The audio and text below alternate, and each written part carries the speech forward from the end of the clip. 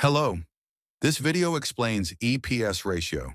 What is EPS and why it matters in stock analysis? Imagine you own a small part of a company. At the end of the year, the company earns a profit.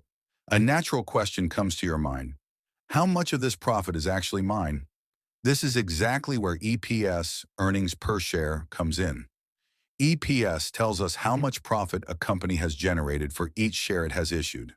In simple terms, it answers one question. How profitable is the company for its shareholders?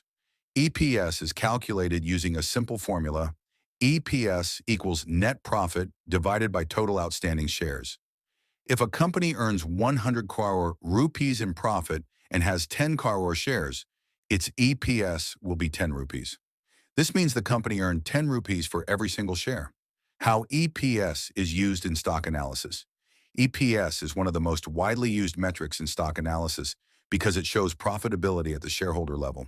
Investors use EPS to measure a company's earning power, compare profitability across years, compare companies within the same industry, evaluate growth potential. A consistently rising EPS over time usually indicates that the company is growing, managing costs well, and increasing shareholder value.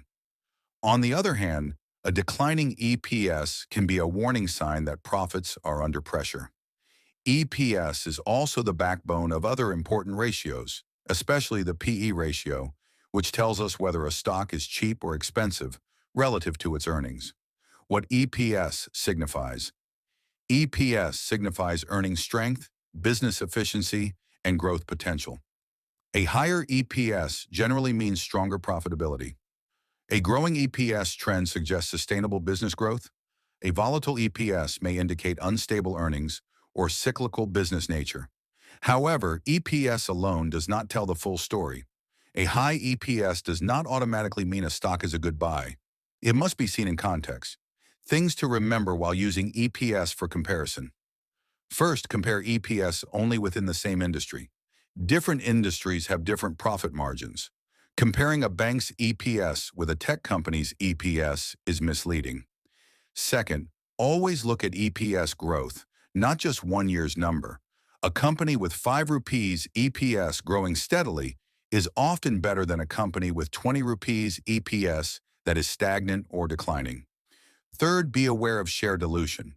If a company issues more shares, EPS can fall even if profits remain the same.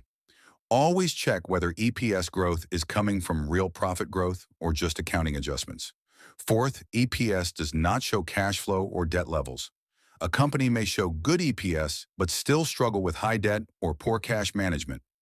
Finally, EPS should never be used alone. It works best when combined with ratios like P/E, ROE, debt to equity, and overall business quality. In summary, EPS is a powerful indicator of profitability, but smart investors treat it as a starting point, not a final decision maker. If you like this video, do like, share, and subscribe.